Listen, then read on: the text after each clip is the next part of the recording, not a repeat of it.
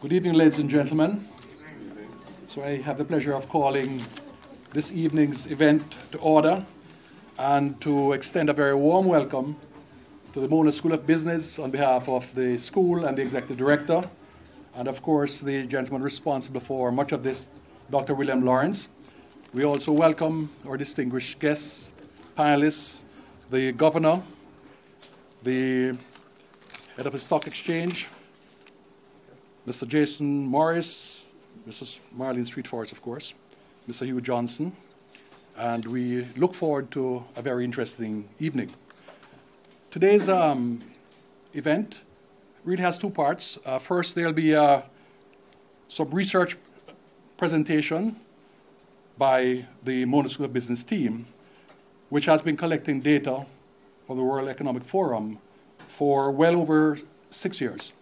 And this particular event is quite significant because there has been a very significant change of methodology being used by the World Economic Forum, which we have to interpret in terms of the development and how we plan and move forward. So without further ado, therefore, I've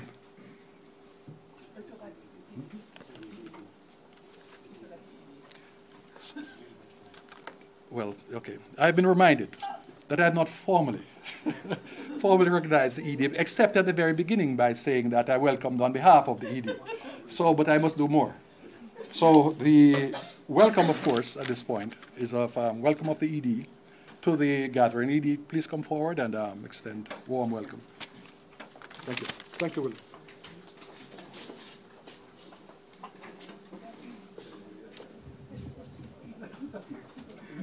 Good afternoon, everybody, and thanks for that warm welcome, Ralph. The Mona School of Business and Management is pleased to be hosting this public forum on the Global Competitiveness Ranking. It is part of our outreach and, dare I say, scholarly work. As I've been reminded so often by my dear friend Howard, we need to stop hiding our lights under bushels. We have been at this for quite a while. William Lawrence will tell us more when he presents his paper. But the important thing is that we participate in activities like these to gather data, to do research and investigations to improve the business life of Jamaica. We are, after all, a business school, and as one of my sayings that I like, we utilize global knowledge for regional solutions. So we welcome you. We look forward to a hearty debate. I would in particular like to welcome our guests tonight, our panelists, Howard Mitchell, head of the PSOJ, Marlene Street-Forrest, head of the Jamaica Stock Exchange, the governor of the Bank of Jamaica. So hopefully nothing happens, because that would be a lot of intellectual capital damaged in one night. But again, we wish to thank you for responding to our call, and my apologies. I'm having a senior moment. Yes, but we welcome our other panelists whose name will come back to me. Hugh Johnson. I'm going to be buying a lot of drinks for a very long time. But Hugh represents a very important segment of business that drives most economies that sometimes we overlook in our discussions in Jamaica, which is the small and medium sectors, which are typically the engine of growth. So it's very important. Throughout the evening, we'll recognize some other dignitaries. But just very quickly, I want to recognize Greta Bogues, corporate governance champion of long standing, CEO from the JBDC, another important driver in our economy and getting it right. Harold Davis, we go way back, but I won't tell any stories tonight, Harold. No, but and I see Wayne Beecher as well from the DBJ, who they're doing some work on entrepreneurship, again, to spur economic growth. So I'm not the main attraction here tonight, so welcome again, and turn over the proceedings back to Ambassador. Thank you. Okay, thanks again, David. Let me just say that our distinguished fellow in residence, Jimmy Moss-Solomon, whose name is on this, was unable to join us, the chair. So I'm not Jimmy Moss-Solomon, as you understand. All right, so without further ado, I'm going to ask Dr. William Lawrence to come up and also to say at the same time that we are live on social media, so you can join in the discussion there also. So William, could you come up? Thank you so much, Ambassador. Good evening, ladies and gentlemen. And let me acknowledge our distinguished panelists, Mr. Howard Mitchell, welcome, sir. Mrs. Marlene Street Forest, always a pleasure. Governor, thank you so much. Of course, our Executive Director, Dr. McBean, and my very good friend, Mr. Hugh Johnson of the SBAJ. And also let me acknowledge the chair for the panel section, which is Professor Luan Bartley. Professor, thank you so much. And of course, I have got to acknowledge my co-researcher, Mr. Kamau Chioniso. Kamau, pleasure. As the ambassador intimated, we have been collecting the World Economic Forum Jamaica data since 2001, studiously to rigid instructions. So the Jamaica section of the report that has come out since 2001 has been compiled and collected by us and then sent to the World Economic Forum for further analysis and for aggregation with other data. And so, as you know, the Global Competitiveness Report is used worldwide by policymakers, businesses, and civil society to not only track national performance, but to also identify areas for improvement.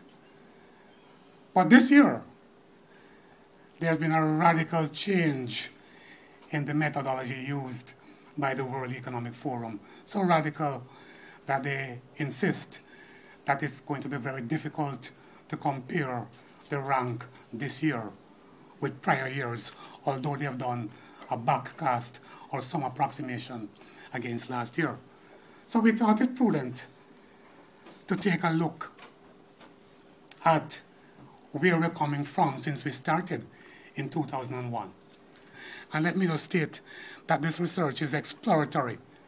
This is the first time that Mona School of Business and Management is taking a more detailed analytical look at what the data is saying. In prior years, we've simply reported the data.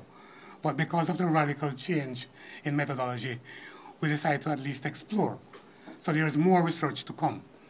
So we will speak briefly about the history of Jamaica's competitiveness rank, that is from 2001 to 2017 last year.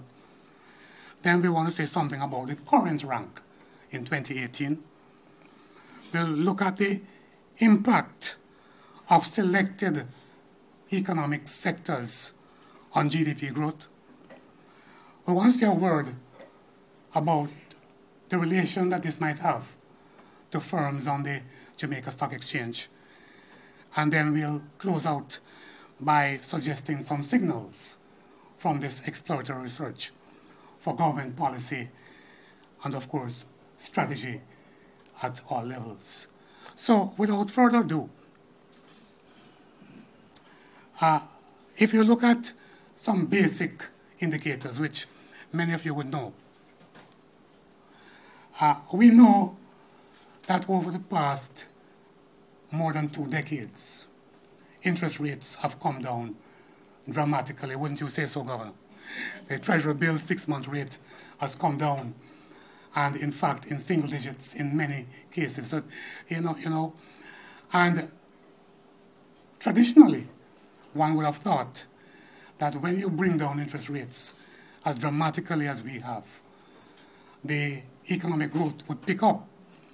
The red line at the bottom is Jamaica's real growth of gross domestic product. The blue line is the world average GDP as reported by the Planning Institute of Jamaica. And as you can see, Jamaica's growth of GDP has lagged world average despite the reductions in interest rates, and certainly has remained quite sluggish. We also know, if you look at one of the social indicators, that we were able, up to 2007, 2008, to reduce the percentage of households below the poverty line to single digits, below 10%. And since that time, we have gone back up into double digits on the social side. And what the World Economic Forum is saying is that a country's prosperity, its citizens' well-being, is tied to its productivity. And it's the productivity of the country that drives its competitiveness and, by extension, its growth. And so, since 1979, what has happened is that the World Economic Forum has used data from several sources to compile the Global Competitiveness Index.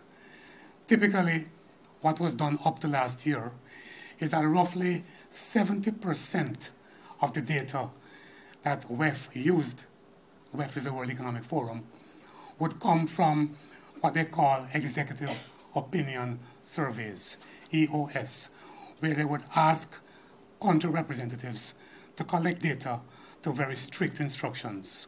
We joined that march in 2001. So 70% of the data in the index would come from that source, and 30% would be taken from data already available from typically the United Nations, International Monetary Fund, and places like the International Trade Center. They have now flipped the script, whereby roughly 30% of the data that goes into the index comes from the survey that we do, and 70% comes from the international partners. So that really is what has happened. Now, if you look at just the methodology and the thinking before, up to last year, the World Economic Forum said that countries would move and develop typically in a linear fashion, where if you are at the basic level, where you're relying on your natural God-given resource and those endowments, you would in fact be called resource-driven, and typically you would have gross domestic product that is somewhat about 3,000 US dollars per capita or less. And if you were able to get your economies up to embrace market forces, then you would be classified as being efficiency-driven. And you would expect to see a rise in your per capita GDP, perhaps up to as much as 9,000 US dollars. And for those countries, notably the more sophisticated ones, that invested heavily in R&D and generated creative results, then you would be called innovation-driven. And your per capita GDP would exceed 9,000 and go, pretty high. So this was a linear progression. And Jamaica, since inception in 2001, has been placed in a lower bracket of the efficiency-driven economy. Now, how have we done up to last year? This chart shows in aggregate how we have done. The blue graphs line that you see there, the bar charts, represent the number of countries participating in the index each year, and roughly 3 to 5% of countries come in and out of the index. For example, Barbados was an avid participating country until they experienced economic tailwinds, and then they stopped participating. But 3 to 5% would be in and out. And as you know, an index is always somewhat relative. So you can perform and still do worse, fall on the index. Now, the red line is Jamaica's rank. And let me just emphasize, when that red line goes up, that is bad. Will you repeat after me? Up? Bad. Down? Good. You got it. so what has happened is that up to roughly 2011, on the index, we were not doing so well. And since 2011, remarkable improvements have been made. Our best year on the index, however, is in 2006, when Jamaica ranked at position number 60 out of 125. Our worst year on the rank was 2011, when Jamaica ranked at 107 out of 142 countries. Now, please remember that in any 1 year, some countries enter and some leave. So bear it in mind. When you look at the commentary on Jamaica by the World Economic Forum over the years, back to 2001, certain factors have been almost always present. The forum has said that our market size, in terms of our market reach, is not strong. They've said that our macroeconomic performance could also improve. Crime, corruption. Interestingly, corruption appeared back in 2002, 2003 at position number 8 in the top 10 constraints, and last year climbed up to position number 4. Government bureaucracy is almost always there, taxation, and of course access to finance. So if you look at the top 10 indicators since we have participated, these have been present at some level or stage. The World Economic Forum has now said, listen, things and times have changed so radically that this methodology of classifying countries along a linear scale no longer applies, because we are now experiencing what is called the fourth industrial revolution, where a country and a business literally overnight can leapfrog from the low end to the high end. And they cite, for example, in companies, startup companies that become born global in a very short time because of the digital technologies being used. So they've had to revisit the entire way they look at computing the index, and they did so for the first time this year. And they've said, when you look at the index in 2018, don't look at so much trends, look at levels. Because what they've done, they've said, in addition to looking at the rank of the country, look at the percentage competitiveness against what they call is a competitiveness frontier, or 100%. But it's all been driven by the impact of the fourth industrial revolution. I want to show you now a very brief feature on what this fourth industrial revolution is, and following which my co-researcher, Kamau, will take you into this year's index. Could you please let us have a very brief feature, about a minute and a half, please.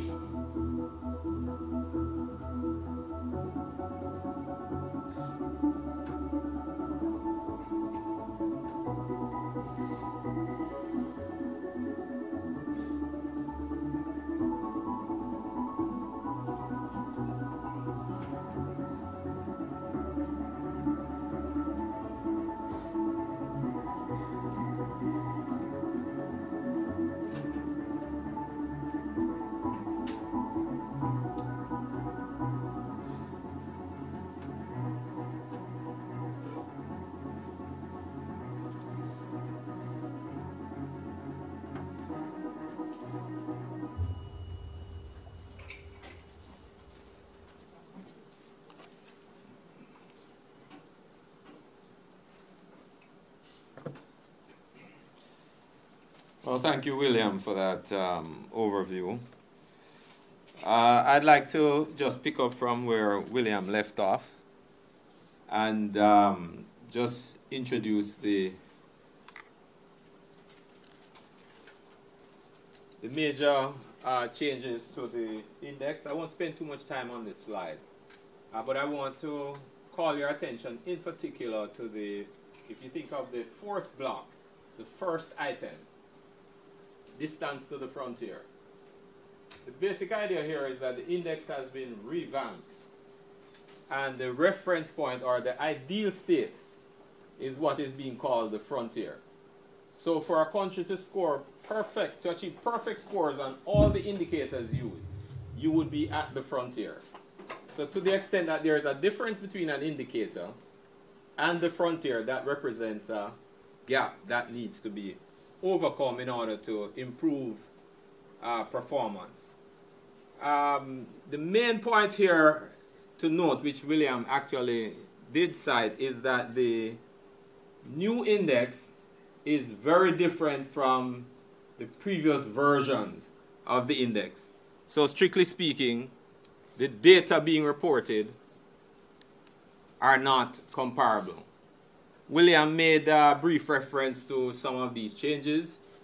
So in particular, the current index is based on 98 indicators in comparison to 114 in the past. 62 of these indicators are new. Again, to make the point that the current index represents a structural break with the past in the way it has been constructed. The right-hand column just repeats what William said earlier, that 70% of the data used in the construction of the current index represents quote-unquote objective data, hard data, as against the subjective data that is the product of the executive opinion survey.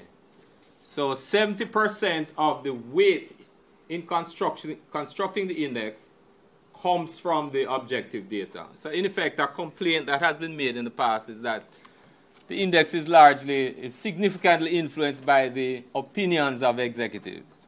So this change is an attempt, well, let me not say an attempt, but it reflects a reduction in the role of the subjective assessments of executives in the private sector. Another point to note here is that regarding the question of whether the index is useful, work done by the WEF indicates that roughly 82% of the variation in per capita GDP performance can be explained by the index. So it appears to be an influential predictor of economic performance. Now, to look at Jamaica's scores for the latest edition of the index.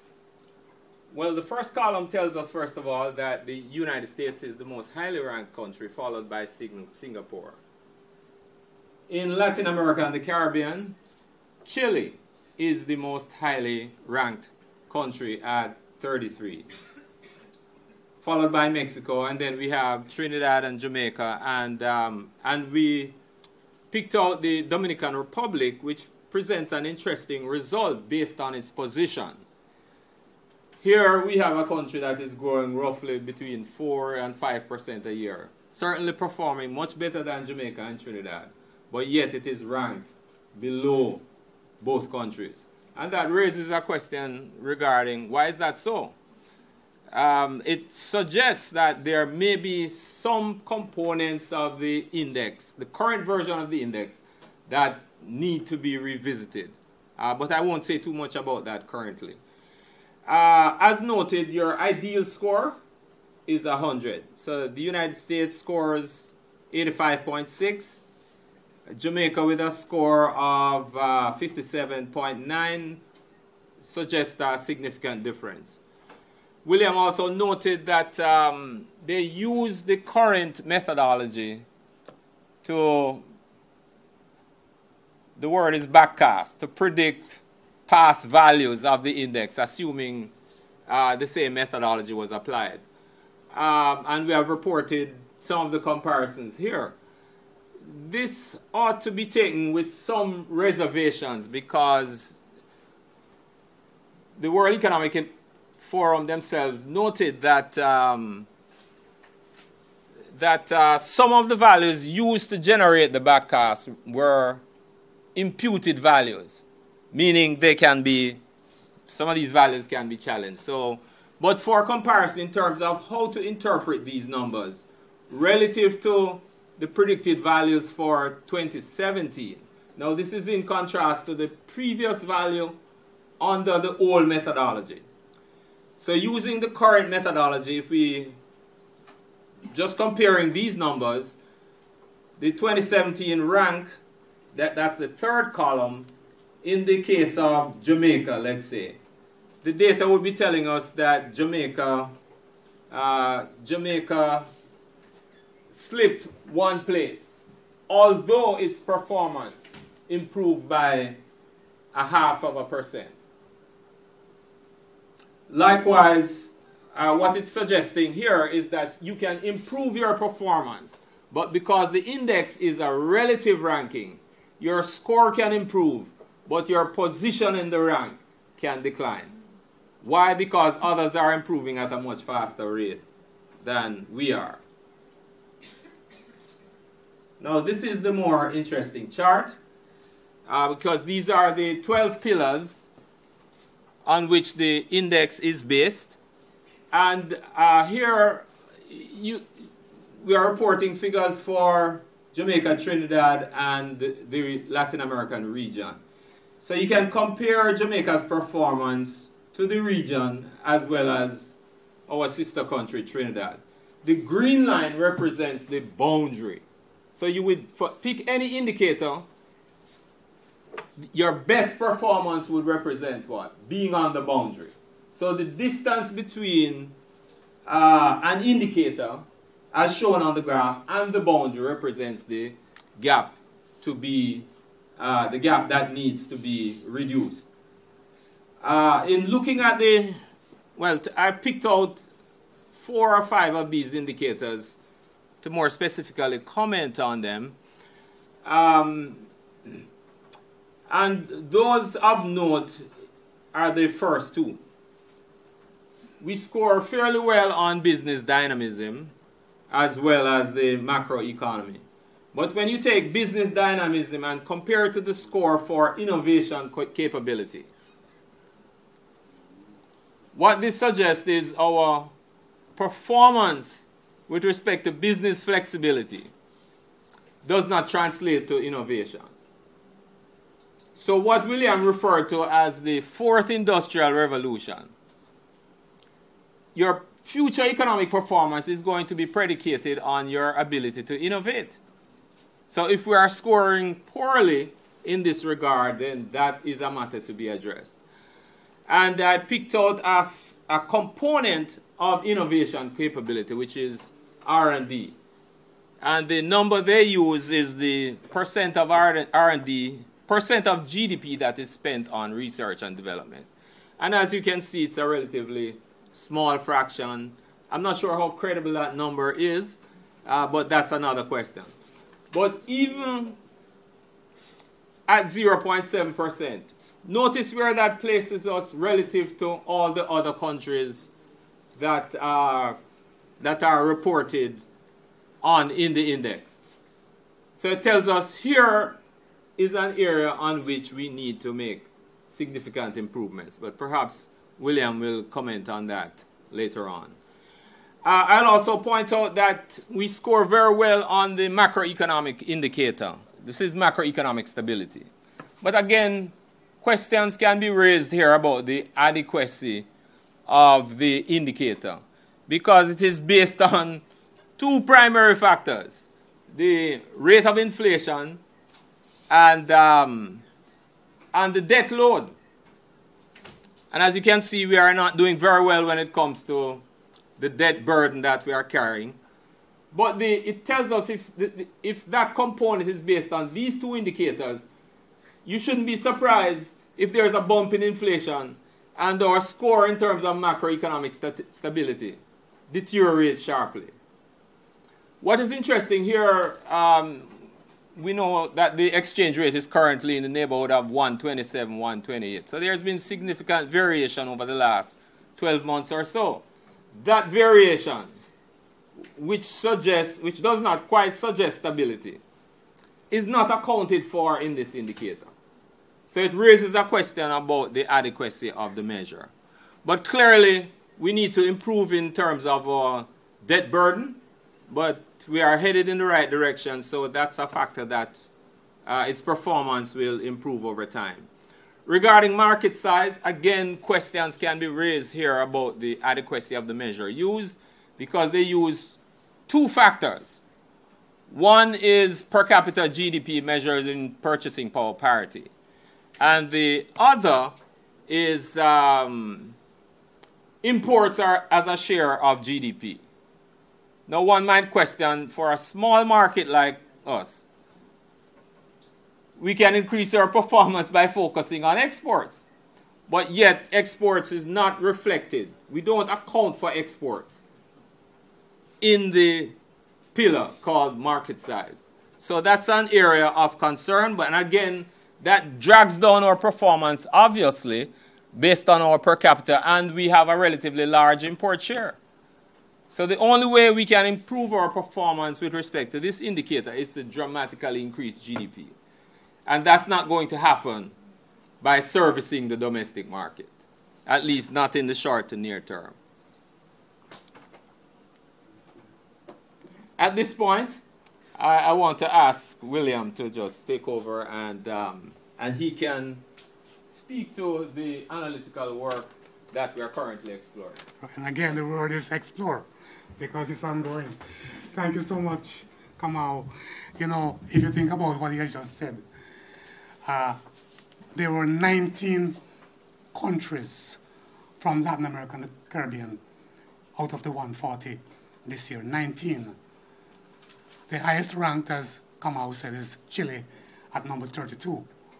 No Latin American and Caribbean country appear in the top 20% of the index. None. And only 6 Latin American and Caribbean countries appear in the top 50% of the index. Does that tell you that we have some work to do? We only have 6 of the 19 coming in the top half of the index. And when you read the report, the impression that you get, well, it's not an impression, they say it, for Jamaica, market size in terms of market reach is a perpetual problem. In fact, when you look at the radar chart shown by Kamau, Trinidad has a larger market size than Jamaica because of export activity. And the World Economic Forum has been consistent, and this year emphatic, in saying this: you've got to translate business dynamics to meaningful innovation. And the innovation that you do in a country like Jamaica must drive your export agenda to boost your market size, to generate GDP growth. You follow the logic of the WEF? That's what they're saying. Which then brings us to the whole question of export.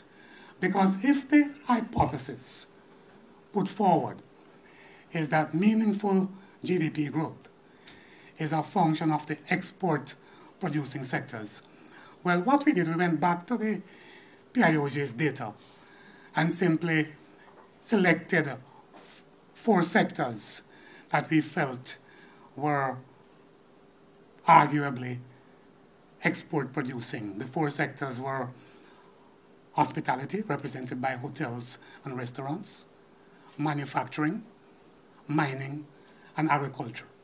So we just took a look at these 4 selected sectors to see if the hypothesis had any merit.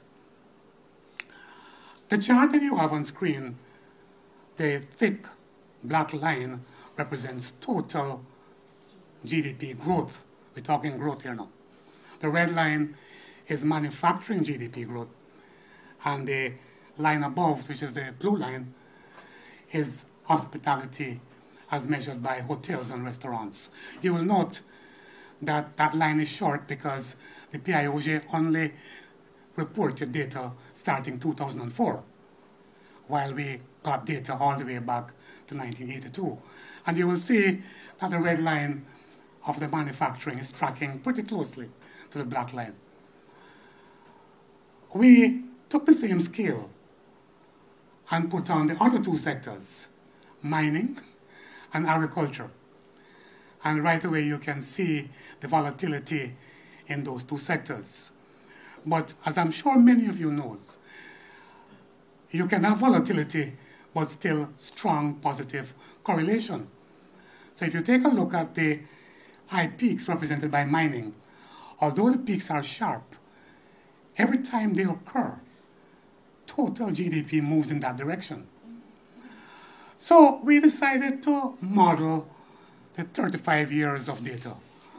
And by reaching for 35 years, unfortunately, hotels and restaurants dropped out because we didn't have enough data. So we just simply took 3 into account. And here I must thank our colleagues from Mona School of Business and Management, Dr. Trevor Smith and Dr. Luan Barkley, who served as internal peer reviewers for the modeling.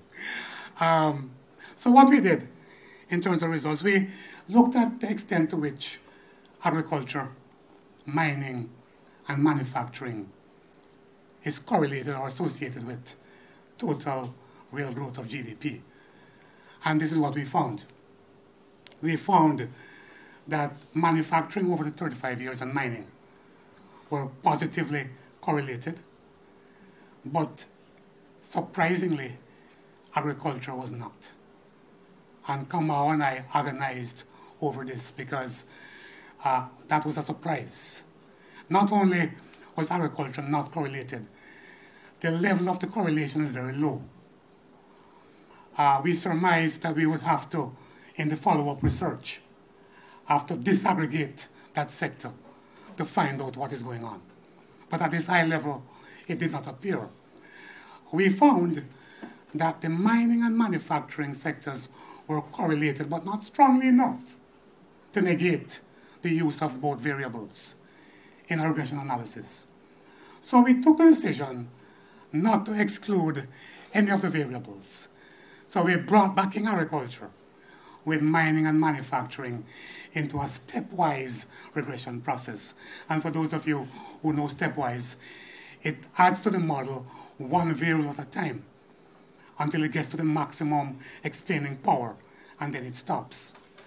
So when we did that, what we found is that the stepwise model also excluded agriculture. So, hence our dismay continued. And to cut a long story short, we were getting into the diagnostic showed that we could use the model because it conformed to the assumptions of the regression modeling. But to cut a long story short, that 0.63 that you see in the bottom right-hand corner is saying that the growth of mining and manufacturing GDP together explain 63% of the variability in total GDP growth. And let me ask you guys, is that significant? It's significant for several reasons, but I want to cite one in particular. If you look at the period of the data from 1982 to 2017, mining as a percent of GDP has fallen from just over 6% to 2% last year. Manufacturing as a percent of GDP in terms of contribution has fallen from 16% to 8.6%. Is that good or bad? So what we're seeing is that these sectors, if the model is right, that influence growth to the extent of 63%, if these sectors are declining, then we have some decisions to make. We're either going to fix the problem or replace the sectors, or maybe a combination. Now, obviously, more work needs to be done. But we went further. We said, okay, the private sector is the engine of growth. And the fuel for that engine is capital. I'm sure you all know that for many years, businesses in Jamaica has tended to rely heavily on debt capital. And despite the fact that our stock exchange here has been rated among the best in the world, and in fact, this year, the best in the world, in the 50 years of its operation, only a paltry 142 companies have been listed. And today, as I speak, despite the junior market, only 69 companies, and 40 of those on the junior market. When you take a look at the main market, it really is not there at all. But look further and ask yourself this question. How many of those sectors are export-producing sectors? And the answer is not much. So if the World Economic Forum is saying that we've got to use the business dynamics to generate meaningful innovation, to drive exports, to drive the economy, to get the growth. And if we are saying that businesses are the engine of growth and need capital as the fuel, and a mix of debt to equity must be a part of the solution, then clearly we would also say we have some work to do as far as leveraging the Jamaica Stock Exchange. So again, the work is preliminary, but we can make a couple of comments. The World Economic Forum has identified market size, innovation capability, ICT adoption as 3 important pillars of the 12 that Jamaica needs to look at. We are saying that that look must take into account the R&D budgets in the private and public sectors. It's not just about the government's R&D budget. It's about the budget that the private firms also set for meaningful R&D as you move towards innovation. But more than that, the direction of these expenditures should take into account the realities of the 4th industrial revolution, digital. There has to be a digital agenda. Secondly, growth of manufacturing and mining is explained by growth. It explains 63% of total GDP growth. We are saying that we've got to take a hard look at our industrial policies. Right now, unfortunately, our industrial policies are diffused in several policy instruments. Is it time to take a look at some level of aggregation? We have observed that agriculture does not appear to be significant, but that does not make sense. So Kamau and I have given you an undertaking that we will delve deeper by disaggregating that sector to find out what is going on.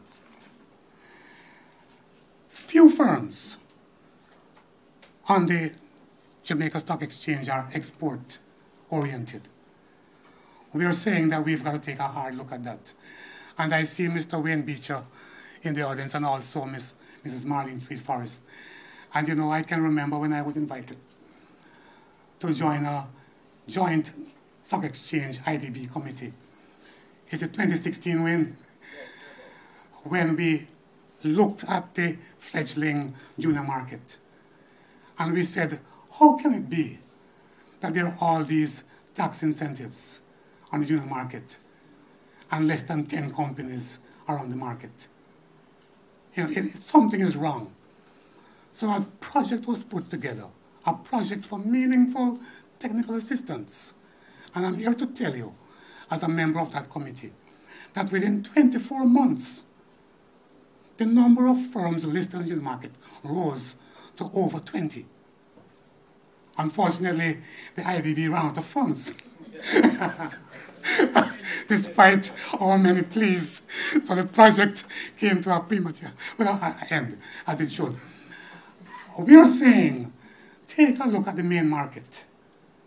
Is it time to put in a special program of technical assistance to get the main market up?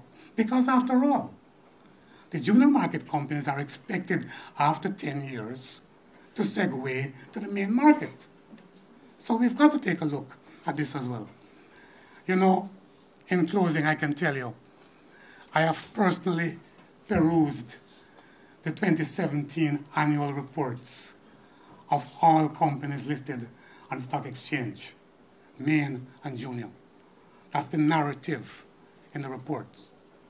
Less than 5%, less than 5% of our listed firms have declared an explicit digital agenda. Less than 5%. So if the World Economic Forum is saying that to combat the fourth industrial revolution, you need to have an explicit and relevant digital agenda that you execute. We've got to move the needle. And you know, Dr. Maurice McNaughton is here. He and I have spoken about this several times. And that last comment there is verbatim from Dr. McNaughton. And it says, Maurice, a broad-based program to increase digital competencies is an absolute imperative. Ladies and gentlemen, this research is very exploratory. There is much more that we can and will do. And I give you the undertaking on behalf of the Executive Director that we will do it. With that, thank you very much.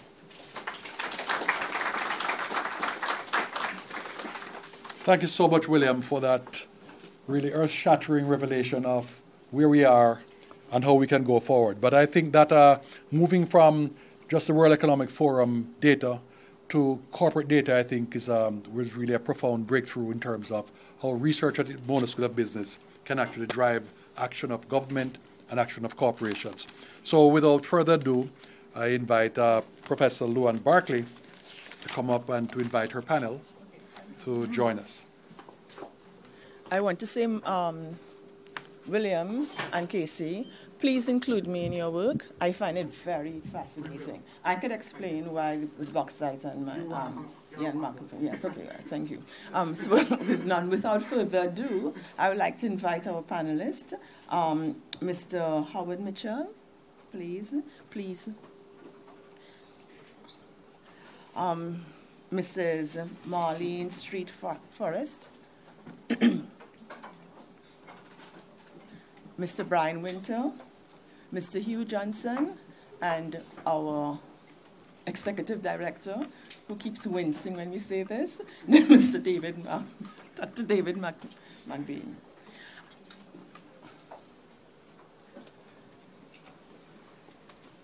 William told me that you have strictly 7 minutes, but I'll be generous and say 10 to say your piece, and I will adjudicate. Can I invite Mr. Mitchell to start first? William, can I ask you to put your conclusions back up on the screen? Yes.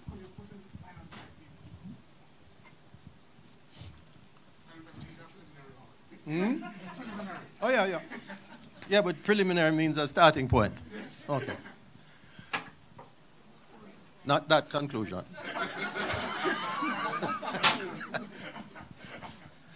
I think that in December last year, I made the point that we have neglected our human capital. I meant by that we had focused on a traditional form of development, which in relation to all the other things that we have done and the sacrifices that we have made, we kind of forgot the people. And I think these are the chickens that are coming home to roost. Now, especially up here at the university, there's a tendency that when I open my mouth and say anything, it's taken as a critique, as a destructive criticism. It's not. It is, however, that in the universal context of Jamaica's education policy, we have been teaching our children to learn. We have not been teaching them to think. In a discussion with an eminent futurist recently, I went too far and asked him a question, and the answer has kept me awake for the last 2 weeks, which is why I look like this. He said in response to my question that unfortunately, the majority of our graduates from our traditional tertiary education, their training will be obsolete in the next 5 to 7 years. And that they're not equipped to make the transformation, to deal with what is coming in the 4th industrial revolution. Now, as someone who barely has understood the 2nd industrial revolution, I find that extremely scary. The upside, however, is that our young people's brains and the way that my understanding of digital technology and the digital world has developed, your brain is hardwired to accept digital competence. At least, not at my age, but at the age that many of our children leave university or leave school. So we still have time. But what we need to understand, private sector, public sector, is that we immediately need to focus all of our attention and our resources that we can afford on transforming our education system. So that's point one. It's human capital, and we must turn our attention, along with all the other things that we have to do, to our human capital. If you juxtapose what is being said here with the recent IMF quarterly report, the IMF is less than subtly indicating that we have a capacity deficit. Of course, they're focused on the public sector. Well, I'm here to tell you this evening we have a tremendous capacity deficit in the private sector. Our private sector does not understand data, does not use data, does not exploit data.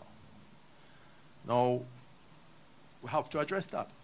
And that has to come out of partnerships between our private sector and institutions like the University of the West Indies. So we must immediately find ways to address that. And we also have to understand that as part of the drive to increase our GDP, the only practical base, practical is not the right word, but the base that is sustainable is the micro, small, and medium enterprise base. Jamaica's economy is, I submit, unbalanced in terms of the ratio of foreign direct investment to local investment. And we have to address that. But we have to address it by bringing up our base, by educating our small business people who have no shortage of entrepreneurial, innovative intent and ability, but fail in their understanding of business dynamics. That, again, must result from a partnership between the private sector and the institutions of learning. And what I want to do at this point, and you have to keep the time, you know, because I'm keeping the time. Okay. And you have about three more I'll minutes. sit down here and talk all night. 3 more minutes. Brian and myself can keep you occupied for the next 24 hours. 3 more minutes. Just off the top of my head, the agriculture conundrum. Put it to you that perhaps why agriculture is not as impactful is because for the last 300 years, it has been primary agriculture. Okay? That we get very little value from. that for the last perhaps as much as 30 years, it has been cost inefficient agriculture. If you look back at the history of agriculture in Jamaica, you will find that the return on investment has fallen, and we have stubbornly stayed with the same type of agriculture, the same agricultural produce, the same technology to the extent that there's technology in it. And that may be one of the reasons. But do not write off agriculture, because real growth, real development comes from the use of your local factor resources in a way that increases the value added over and in excess of what we do in Jamaica when we speak of manufacturing. And I have the experience of manufacturing. Manufacturing in Jamaica is assembling. It is importing inputs, putting them together in a different way or in a way, and putting a label on it that says made in Jamaica. And because we have an excellent brand, you could put anything in that box behind that label. So what we need to understand is that development comes from using our local factor resources. And by that I mean the indigenous products that we grow here that have a flavor profile that is different from other countries in the world. And for whatever blessed reason, the markets take to it. And don't forget our music and our culture. We need to find ways to exploit them and make the margin value added off of them, because other people are doing it and we are not getting it. So that those are the directions. None of this is rocket science. In 2012, a document called the Growth Inducement Strategy was developed, and we seem to have forgotten it. But all of what is there, is the IMF is now talking about, is in that growth inducement strategy. That prescription is there. Let's follow the prescription. There are some other issues about export that and I'm winding up, that make us realize that one of the reasons why we find tourism and the hospitality industries are powerful in that area is because of foreign direct investment, right? And on a few occasions when Jamaican firms go into it, because we have a capacity deficit, with one or two notable exceptions, we fail. So we really have to focus on our human capital. And if there's a punchline, that's my punchline. We need to sit down and transform the way we deal with our human capital. Thank you very much. Thank you. Good evening, everyone. I want to take the discussion from what Dr. Lawrence has spoken about in terms of, obviously, the Jamaica Stock Exchange. And to say that one of the problems in respect to competitiveness is access to finance. Just to go back to where we are at the stock exchange, we have 102 securities listed on the market. A majority of them, as you have seen now from this slide, is in respect to the junior market. And over the past 10 years, 50% of the growth has come from the junior market. That says something. It is positive. We are moving in the right direction. It seems to me that the information on how to become competitive is percolating, and it's a good step. And when you look at that and you compare it with the amount of capital raised over 10 years, we have raised a capital of $75 billion. Now, that might sound like a lot, but when you compare it with debt capital, it's dwarfed. Debt capital dwarfs what we have as raising capital through the market. And it is really important that when you are looking at patient capital and you are looking, as Howard, you have said about the improving human capital, the important thing is looking at raising that capital through the exchange. And the statistics have shown that we have raised approximately $75 billion in capital.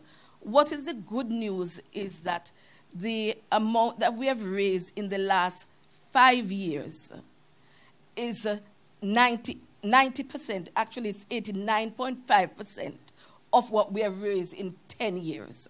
So again, we are saying that there is some information that is coming to the market and people are now accessing. We saw empirical studies and the data from the IDB MIF project that we did, where we could, as a stock exchange, we are in the privileged position to look at what happens to companies when they raise equity capital. And we looked at the prospectuses, or prospectize, whatever you want to call it, for companies that came in the last 9 years. And we have found that there is a translation in terms of how, while the slide is gone, while many are not speaking about a digital agenda, but what we have found is that based on the information that companies said that they would do, there's a translation in terms of what they actually do. And there is less dependence, for example, in many of these companies, and I'm going to touch on manufacturing, and I'm going to use, say, for example, LASCO. You found that they have moved from import dependence to looking at where they can manufacture and export. So again, given the fact that you are talking about patient capital, what we want to see is a greater move towards that. But I would also like to talk about policies.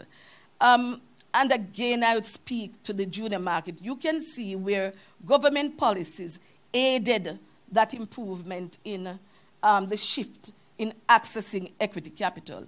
And it is something that needs to continue. We have mainly small micro enterprises.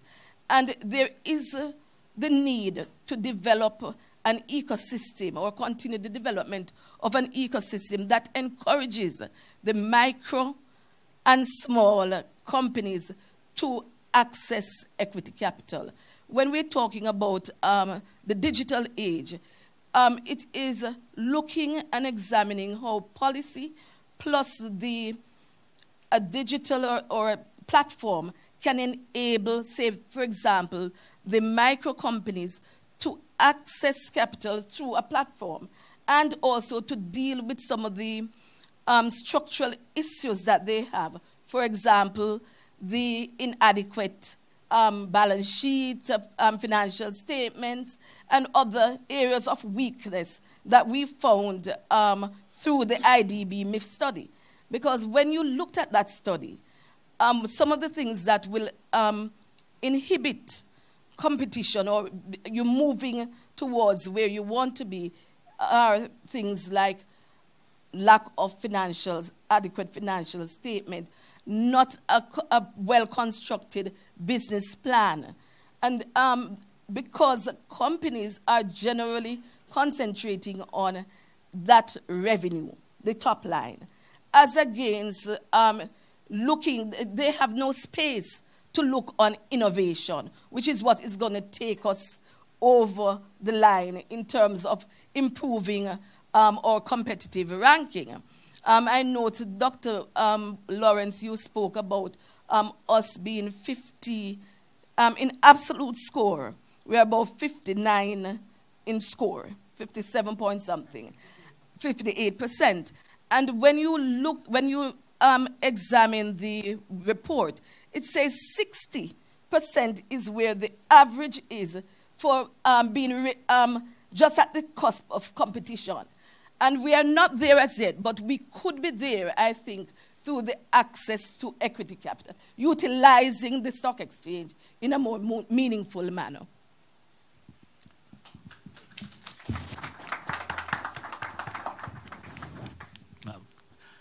So let me agree right away with the thought there that if we're at the cusp, what is it that can lift us into this next category? And I think there's some other things as well. So we noted the milestone for this Global Competitiveness Index, this new 4.0. That's important. Today is actually also another day that I hope will mark a milestone in Jamaica's economic history. The deliberations began this morning in a committee of Parliament on the bill to amend the Bank of Jamaica Act, what we refer to as the Bank of Jamaica Modernization Bill. Others emphasize the Bank of Jamaica independence aspect. I mean, important as independence is, I want us to think about it as a modernization effort and not get too distracted by the notion of what independence might constitute. It's much more boring when you actually read it. But the report notes the fact that major economic challenges need long-term solutions. And it notes that short-termism is what typically prevails with governments, but also with businesses, companies. I mean, and this is all around the world, not just in Jamaica. It also notes that strong institutions are a fundamental driver of increased productivity and long-term economic growth. So I would like to invite you all to think about the Bank of Jamaica modernization bill in that context. It's about moving away from short-termism and putting in place a long-term institutional structure that is going to secure the enabling environment for investment and the economic growth and job creation, the sustainable economic growth and job creation that we need and that should go with it and come from investment. I got temporarily distracted from my theme by a remark about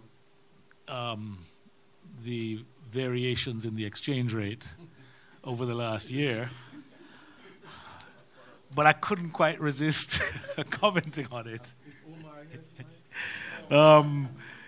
Because the remark that caught my attention was that that variation in the last year, if I got this down right, does not quite suggest stability compared to others. I think I got that right. I hope I got that right. And I think it's interesting, and I could spend all of the rest of my time on that. But I just wanted to mention it just in case anyone wants to take us there.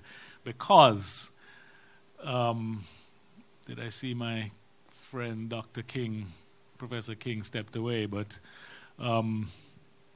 it's very hard to get a good debate on the exchange rate when the exchange rate is appreciating. So I'm delighted to have a chance to talk about the exchange rate, just to put it back in your minds, because when it turns again, of course, we'll be back to hollering and screaming. But I digress. But I was provoked.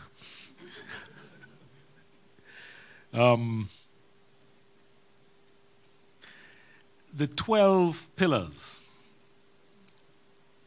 of the index, when I look at them, I could see right away that the proposed changes in the bill could be catalytic in changing Jamaica's competitive ranking and fundamentally change our long-term growth trajectory. And that's the cusp point that Marlene was making. And it's another dimension that can move us over that boundary.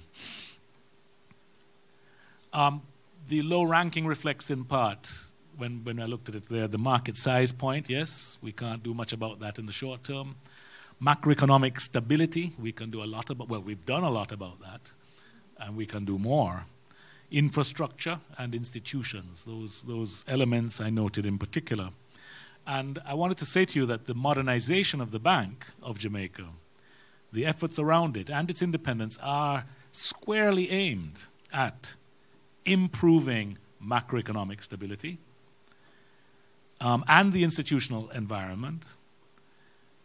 And they can be expected, those measures, they can be expected to stimulate improvements in the financial system and business dynamism. And so I think that this measure, if we can successfully complete it, it's not just legislation, there's other things that go with it, but the legislation anchors it, can contribute across 4 pillars all at once. So let me just say a couple of quick words about what's in it, and not in detail. I just want to highlight a couple of things. One of the key features of the proposed amendments is to give the Bank of Jamaica a clear mandate, focused to make it focus on price stability and financial system stability, with price stability as the primary objective. So it cuts away the capacity or the ability or the risk, the reality of the bank diverting its attention to the other competing objectives. The exchange rate is one of them. People have difficulty understanding how come we seem to be trying so hard to do one thing and then we end up with inflation, exchange rate movement, no growth, and somehow it just never seems to work. Well, one of the answers is in this clarity in the mandate, and I'll tell you why in a moment. I think I'll emphasize it. To deliver on the mandate, a change in the term of the appointed members of the board of the bank is being proposed. And the change in the term is to lengthen the term of appointment considerably. This is something very new in Jamaica, and I think people can be hesitant about it or not sure. And so I think it's worth commenting on. The idea is to make the term of these appointed members who will have an oversight responsibility for this bank, for your bank, is to make it long enough so that it will enhance the central bank governance, the knowledge, the experience on the part of the appointed member. Central banking is a complicated business. So getting on top of it doesn't happen quickly. No matter how smart you might be or no matter how relevant your other experience may be. So this should help to allow those people who are appointed to gather enough of that over time, have enough time to gather it, to be able to be effective in their oversight. Making it long enough to balance their knowledge and experience with the knowledge and experience of the executive members and the staff of the bank who do it day in, day out and are going to have an advantage. And so how do you equip people who are outsiders with the capacity to sort of effectively oversee these executives and staff who are doing this full time. Making it long enough to strengthen their personal independence. So a long enough period lets you say, you've appointed the person, immediately the loyalty of that person, or you can expect, the country can expect them to focus on the institution's interests because they're going to be there for a while, and not necessarily as much the interests of whoever appointed them.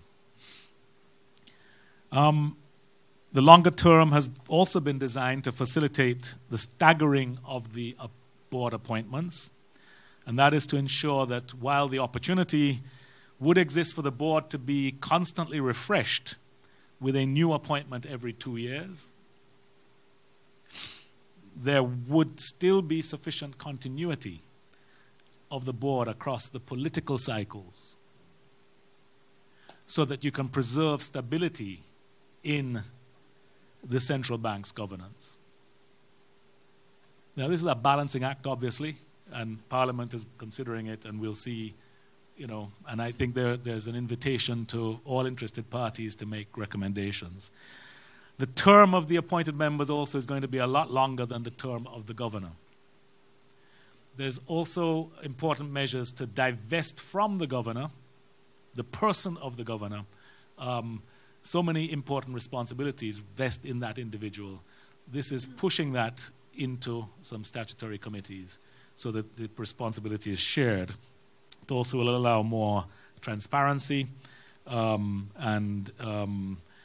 think the last thing I mentioned is the injection of capital and a redefinition of the capital of the bank so that the bank is financially capable of delivering on its mandate without recourse to the government, to the budget, so that it can therefore have the tools to do what it's being asked to do. I think when you put this together with the new normal of prudent fiscal management, and there's some reforms to come relating to the independent fiscal institution, the fiscal council, things that are designed to help the fiscal responsibility side to persist with the terrific performance we've seen over the last 6 years or so. When you couple this reform at the bank with that, you're looking at something that I would say presents a major opportunity for developing and deepening Jamaica's financial markets so that they can serve better or fulfill the potential in serving the interests of businesses and consumers in Jamaica. Now that is a contribution that will drive higher sustained economic growth if we can pull it off. So there's a series of reforms around the central bank that are enabled if we take this decisive step. This new index, this 4.0, has changed, I understand, in order to address the growing complexity and the issues of policy prioritization globally. We know that success in this ever-changing global environment that's getting more and more complex, and the Industrial Revolution 4.0, I'm glad that Howard said it. I'm struggling with, I thought it was the first industrial revolution. We know that it requires institutions that can be agile enough to adjust and deliver on simple and clear objectives. That objective for the central bank is low, stable, and predictable inflation. If we can keep that simple, then we can expect success. A numerical point, in the last 5 or 6 years, the average inflation rate, annual inflation rate, is about half of what it was in the previous period. We've been doing inflation targeting in Jamaica for a little while. We've had some help from other things, but there's been some success, but it's partial. What we want to deliver, and we need to get, you need to get it, is during the next period, 5, 10 years, can the average inflation rate consistently over the period be lower still than the current 4 or 5%? The answer has to be yes. And the question would be, how do you do it? And if you can do that, you can look for the contribution to those across those 4 pillars. And I think we'll see the financial markets give a further reward to Jamaica. Thank you.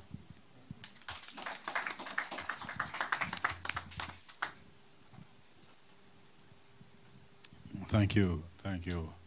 I think I was strategically placed beside the governor because I must share with you that as it relates to the bill that is being debated now, the small business sector, we have given our full commitment and support to that bill. But as I've said to the governor before, to whom much is given, much is required, because we believe that's the way to go. But we are, with the same breath, expecting the central bank to defend the vulnerable, which is the small business sector. We have been tracking the Doing Business report for a number of years to Dr. Lawrence, and I can remember a few years ago, 6 years ago or so, the government embarked on some macro policy that caused us to improve our ranking significantly, and we are glad for that. But we think that it is high time now to focus on the micro policies that comes down to where the rubber hits the road. And as we all know, one of the impediments is financing to this sector, because my president, Sir Mitchell, he has said it earlier that unless the MSME sector grows, we are just skirting around the issues and not really moving forward in a sustainable way. And we want to link this micro approach to government policy. So from the small business perspective, we are asking for support in pushing the government, because we all know that it was IMF stipulation that pushed them so fast to address the macro. We don't have that luxury now, so we are asking for the full support of the entire country. And the education institution, an institution like UWI, we are asking for your full support on that, because as we all know, it's a numbers game.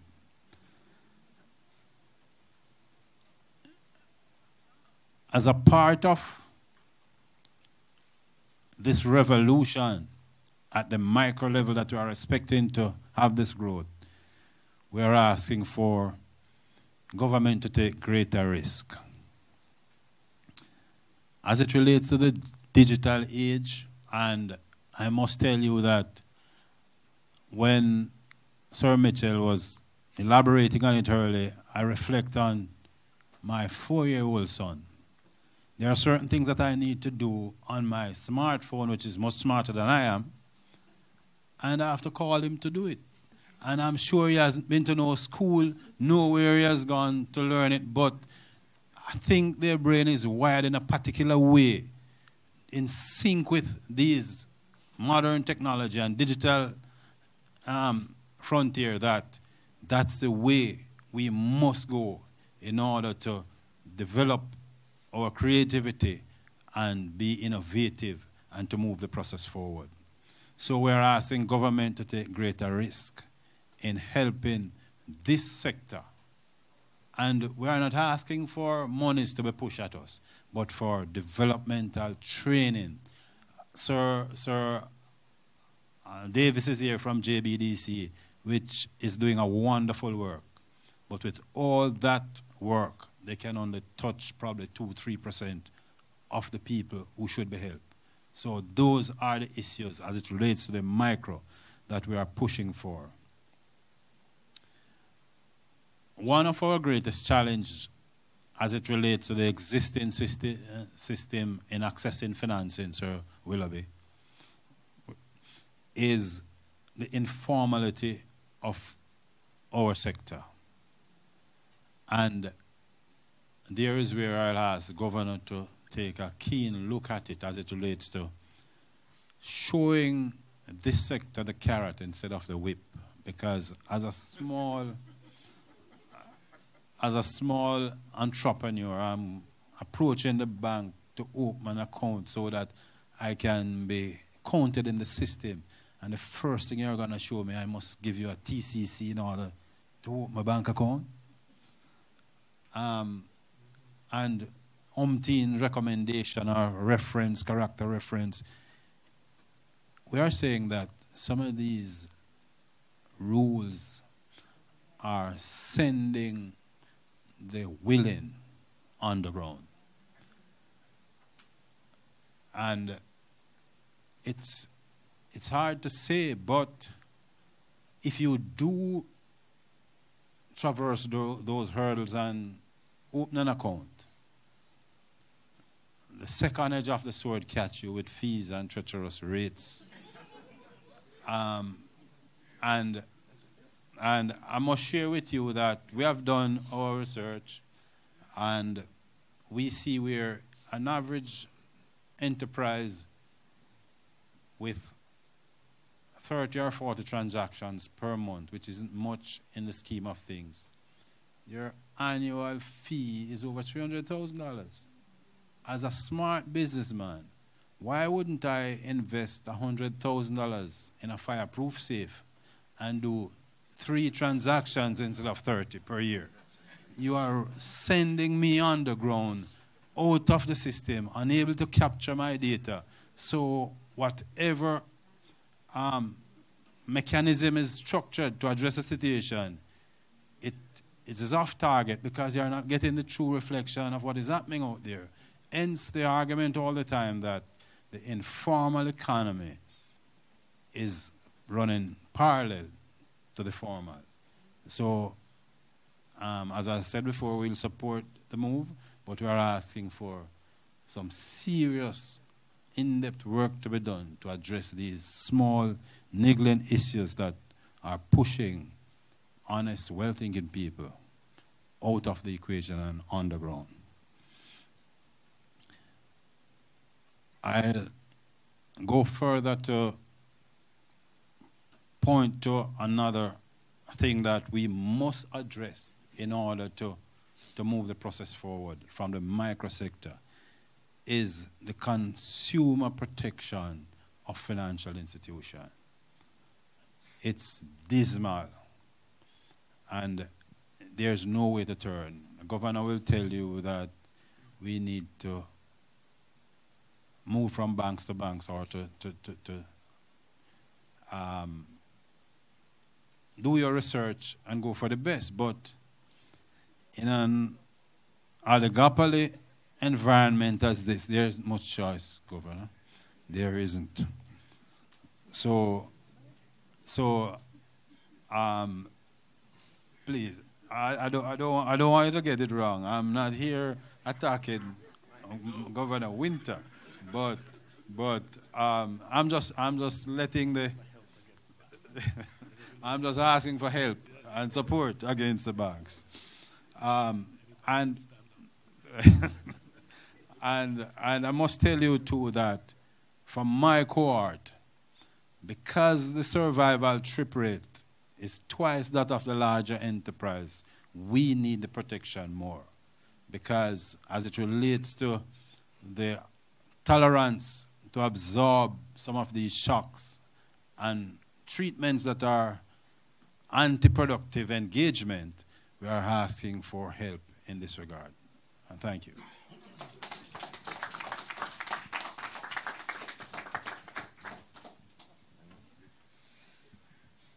Good evening. I don't know how I follow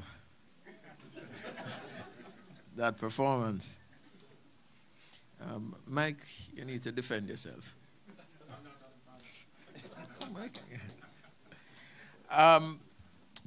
Going back to this WEF launch, I wanted to look at a couple of the pillars. I don't know if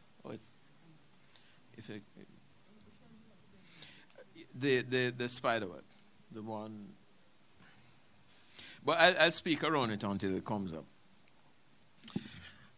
But I wanted to go back to 2 things in there. Innovation, and I think I wanted to bring out something. In the country, sometimes we confuse innovation with invention. And it's very necessary that when we speak about the R&D budget. So for example, people will say Apple is one of the most innovative companies. It's one of the least inventive. The magic of Jobs was to take things that other people had invented. So the GUI interface was invented by Xerox, as was the mouse, as was the floppy disk invented by IBM, and so on and so forth. And he simply took them, put them together in another way, and the Apple Macintosh was born, which revolutionized. The smartphone was the same thing. Dow Corning had invented something called Gorilla Glass for decades. Didn't know what to do with such a tough glass. But hey, if you have a smartphone, suddenly you need a very tough glass because it's always slipping and dropping. And why do I say this? Because I think we have been confused too much in Jamaica with R&D, which we need. But what we need more is innovation. I'm going to speak about the digital infrastructure, which is something I have a little bit of experience with. We've confused buying hardware and slapping it together with saying, what are we going to do with this thing? This thing is an enabler. And then we get caught up with the technologies itself rather than what we're going to do with the technology. So Howard, I'll follow you a little bit and be slightly controversial. NIDS. And I'm not going where you think I'm going. So let's put aside the concern about rights and intrusiveness for 1 minute. What is a business case? And I'll say it in these terms because we're a business school. What is the business case to add $8.8 billion to our debt stock to bring in this innovation, this system? How is it going to drive productivity? What will it do that will enable governor to reclaim $8.8 billion plus in tax, because it must be profitable, to pay back the IDB for this loan? I think those are the sort of questions when we talk about moving these pillars that we have to go to. So what is our enabling infrastructure and innovation? Why is it that if an employee wants to go to transact business with government, you still need to take the day off? Why? Why is it that my driver's license is not accepted as ID or proof of address to do anything? I used to be fit and proper with 3 regulatory bodies, 2 of which the governor was and is now associated with. But I have to fill out everything. What phase of the moon was your grandmother born under? You know? And every time. And even if I'm fit and proper 5 years ago, I have to fill out the same biodata background. We talk about innovation. For those of us who have done research, particularly scientific research, you learn as much from failures as success. And until we organize our economy around those sort of strictures, where failure is not seen to be a pariah, and Governor, no, we have been doing a lot of work about changing the bankruptcy law. But a failed businessman is condemned almost to purgatory, even before they die. And I think these are some of the pragmatic things before we get into big policy formation that we really need to look to. One of our weak points was there, if you look at institutions, that our institutions are very weak. I'd also say that we need to look back to rebuild the moral authority of the institutions. Why is it that if I put my money in a bank,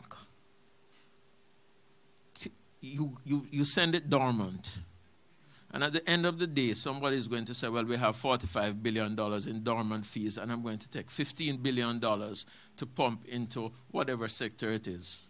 And I'm not trying to deny you money, but this is people's hard-earned money that they put in a bank for a rainy day.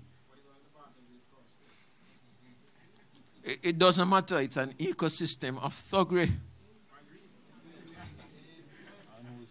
rapacious behavior. Because I'll give you a quick thing. I went to university in the 80s in the UK, left money in a bank there, didn't touch it. They wrote me and said, you can do 1 or 3 things with the money. leave it in the account, open a new account, or we'll save it for you, and you come and do it. So remember, I went in the 80s. Mike, do you know when I went and got that money? 2012. They have never pulled a single cent of dormant fees from that account. So, I don't want to, I know my former media colleagues, this is not a beat up on the bank because it's not there. I'm just saying, because in that, somebody is taking the money at the end of the period, the government, and the bank simply said, well, if I have the money and I'm the gatekeeper, why should all of it go to the government? Aha, here's this thing called dormant fees. But we don't encourage people in the formal sector. I go back to innovation. Mobile money. I tell you a classic innovation. That's what Kenya did with M-Pesa. That was innovation. They took call credit and said we'll turn it into currency and trade it, because all currency is a promise of value between both parties. So they formed their own currency, so somebody in Nairobi could send to the hinterlands in the Rim Valley. We have been at mobile money, which could bring a lot of people for 7 years or more. In fact, more than that, because in 2010, when I used to be in telecom, we signed a deal with a company believing we were on the verge of implementing mobile money. And one of the concerns I know from banks was that the telecoms would become banks and run them out of business and they shouldn't have money. But if you look at it, telecom is what? $100 billion plus a year business, Governor? So it means that already the telecoms hold on average $10 billion worth of call credit at any given time in their system. They all, what's that called, Mike? A float, right? So they already have the float. You can't stop the float. The float is there. So rather than concentrate on who has the float, we need to innovate around how do we use this to ensure that the person in the Blue Mountain, at the Blue Mountain Peak, has a mechanism where they don't have to try to go into a bank which is not able to set them up with an account.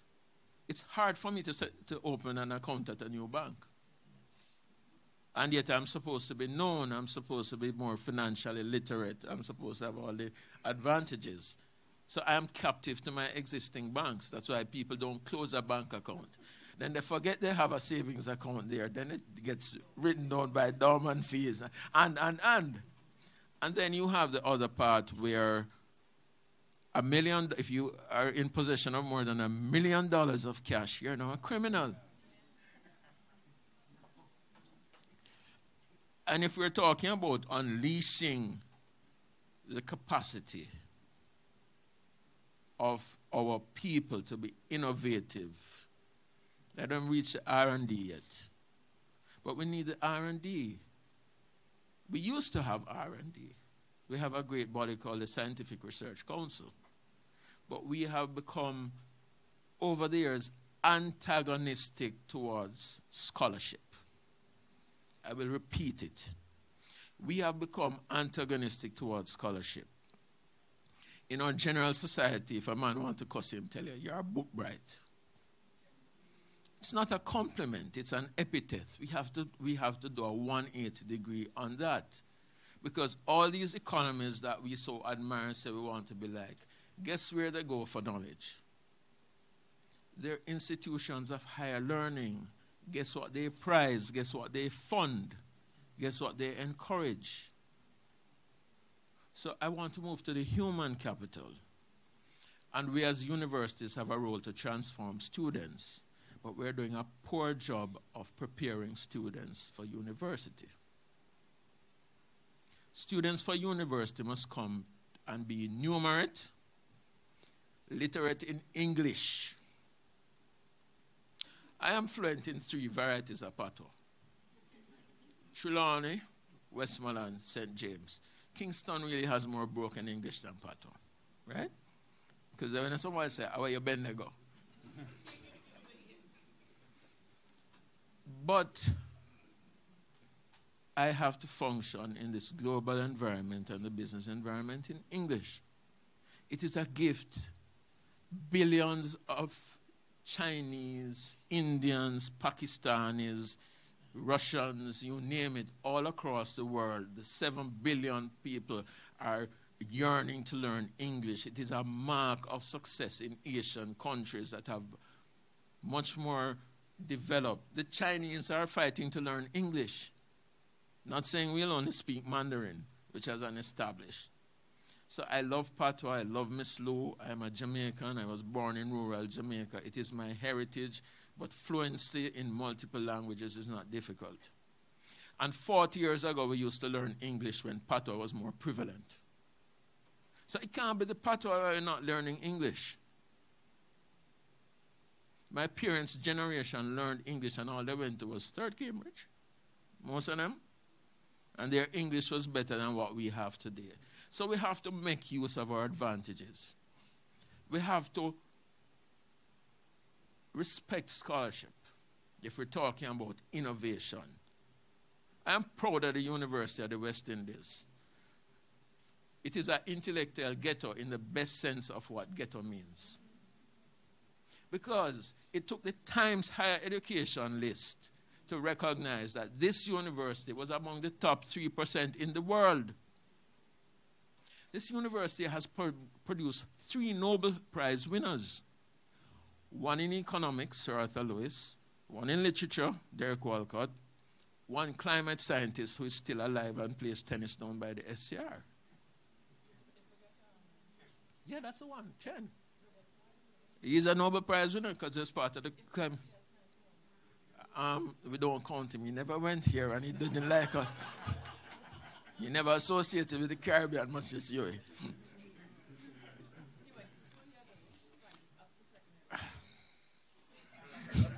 No, you're so the point I'm making, ladies and gentlemen, is that we have a lot of work to do, but I think we have to step back and say to ourselves, what is this country that we're trying, and what are the talents we have? This school, Mona School of Business and Management, partnered with the largest commercial bank to drive their profit line in wealth management through applied research. And I see Professor, the various doctors here who participated in that research. We're hiding our light under a bushel. But not because we're hiding our light means that we're useless. If every UE graduate in this country stops work for a day, what would happen?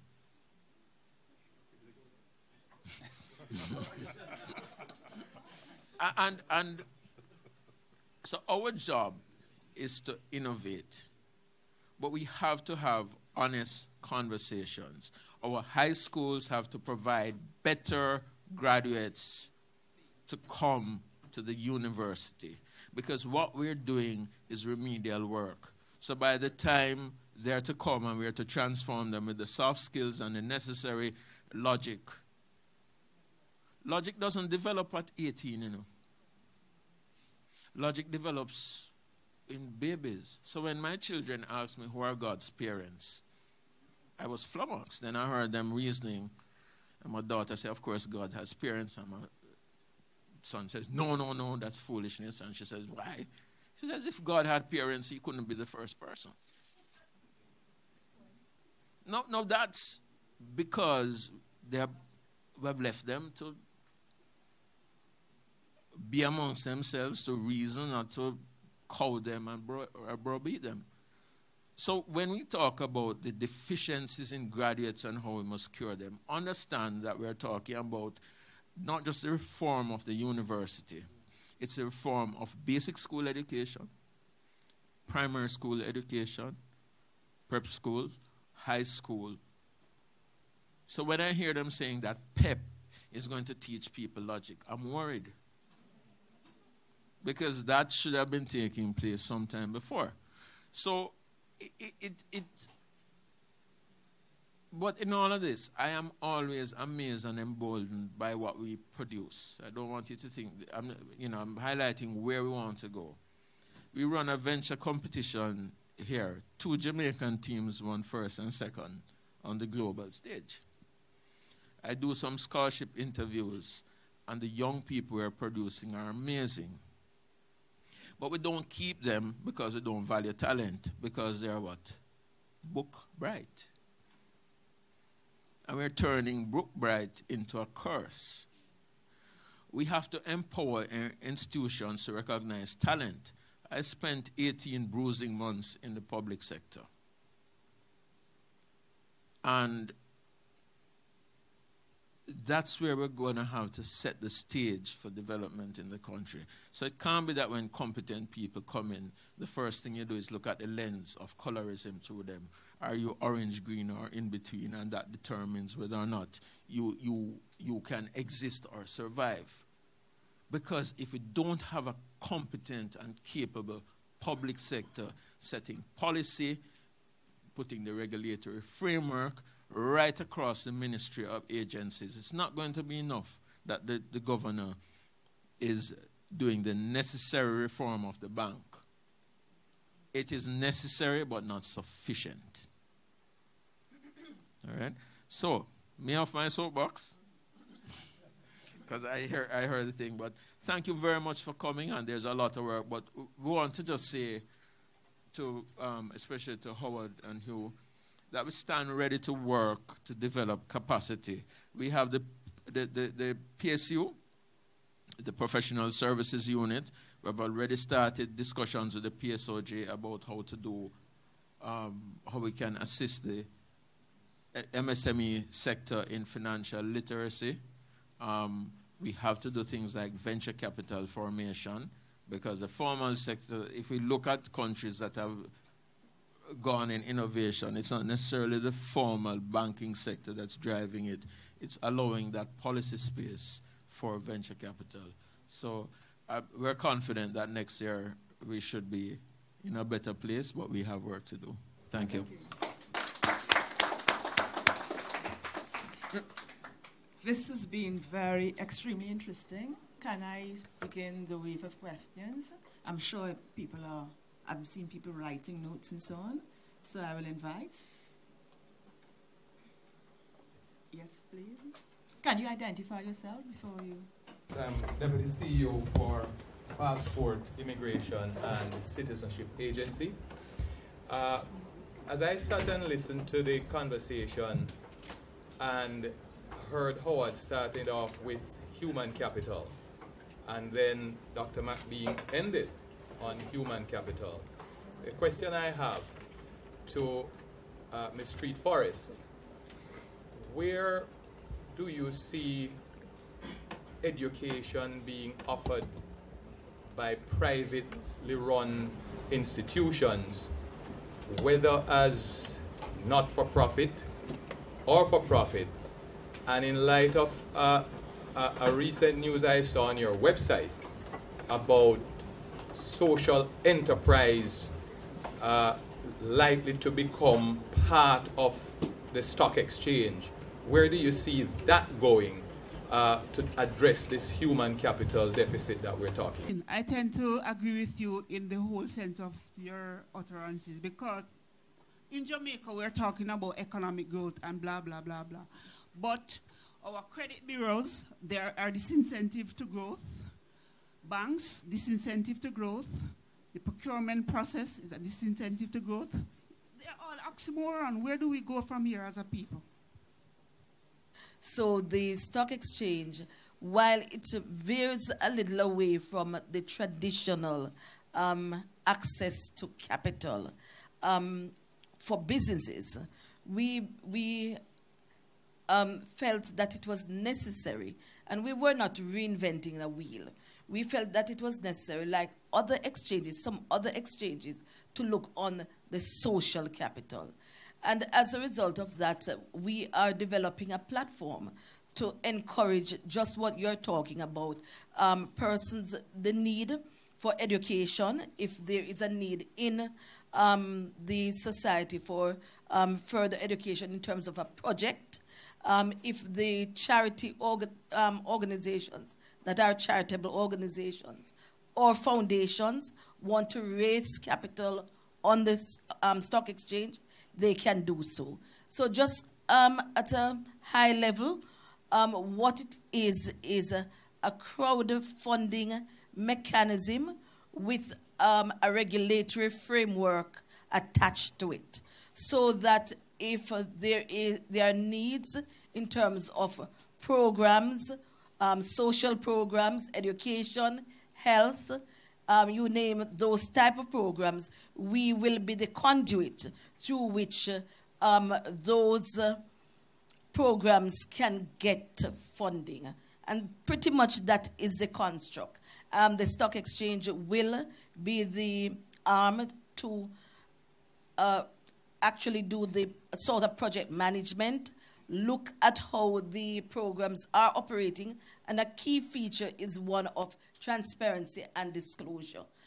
You know that you have a situation where persons might not want to donate. So in the first instance, it will be donation driven, but then there is a phase 2, which would be impact investment, and have standard measurement to see how this impact the society.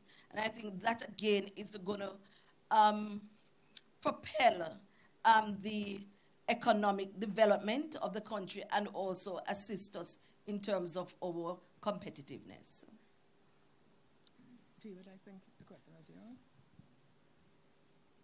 David. Yes, Sheila, you asked a question about where we go from here.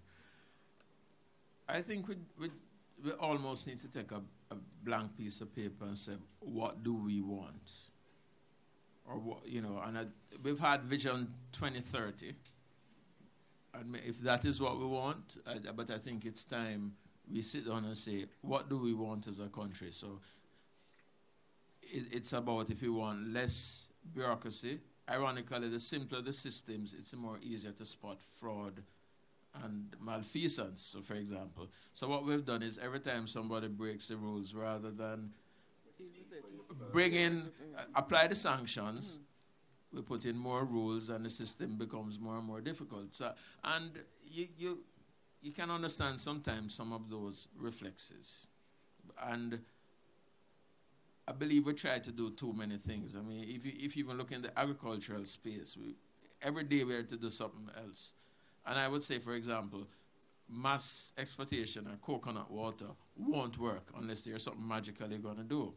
Because one country, India, has about 3 times the size of Jamaica in coconut production. So you can't compete on volume. And I think it's those sort of conversations we have to have, the value added. God blessed us with Blue Mountain coffee. We should sell it as a premium coffee, not try to sell it in Starbucks, because Starbucks is a... Yes, right, okay. Right? So I think it's some of those things that we need to do.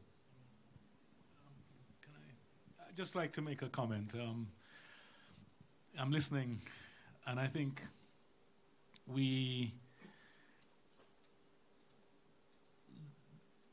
describing real issues and real problems, but I don't know if we've quite grasped how sensational Jamaica's economic performance has been over the last very difficult, I think, very doubtful. Jamaica's economic performance has been outstanding. The transformation that has occurred in Jamaica of its economic performance, of its economic prospects, of its economic stability in the last 6 years or so, I don't think it's difficult to find a country in the world that has come close to that achievement so far. So I make this comment not about patting on the back or trying to argue against the deficiencies that have been described, but to present another view.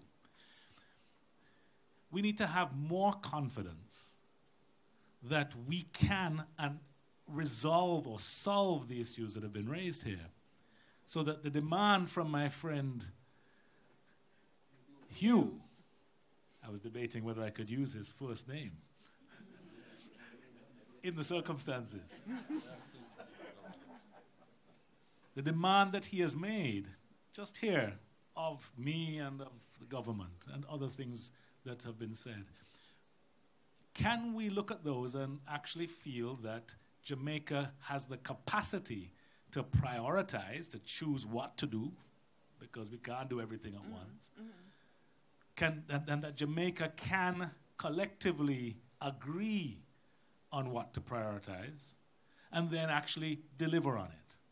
And I think if we look at the last few years, if there's one thing I would invite everybody to take from it, is that we, Jamaica, proved to ourselves, and here it's government, yes, different governments, different administrations, public sector workers, yes, the same inefficient people we're talking about, but really the people who drive all of that, which is the broad public, all somehow were able to deliver the kind of sensational performance that, I got to tell you, it's only in, when I step out of Jamaica, it gets embarrassing at some points because people just look at you and think how brilliant and amazing we are. Because it just doesn't happen. But it has happened. We were here. You were doing it. You're suffering from it. And we're seeing the benefits of it too, even though the benefits, I don't want to reel off statistics, but if you have a job, then the last few years, not much has changed. Things have got worse. If you never had a job, you're getting a job. It's a different world. So I'm asking or suggesting that we look at that experience and don't forget the point that you got to prioritize and pick. And then, the SBA is saying, you need to deal with this and do it now. And if we can agree on that, we'll do it, right? If we think something else should be done, human capital focus, for example, then we should do that. Now, I'm not saying you can only do one thing at a time, but still, we prioritize, and then we have been delivering. And I personally look ahead and say, well, I'm more optimistic than I think you are, but I do think that we need to make sure that we are seeing results. And so the criticism is not to go away. You've got to step it up, actually. And then let's see how we can perform. As a footnote, I just want to take off from where the governor left and say this, that because we have accomplished so much at such great sacrifice to the majority of our people, it is incumbent on us to take it as a challenge, not an expression of lack of confidence or failure to meet these challenges, but to take it as a challenge to address the marginalization in this country and to ensure that the majority of our people come into the benefits that these sacrifices will engender.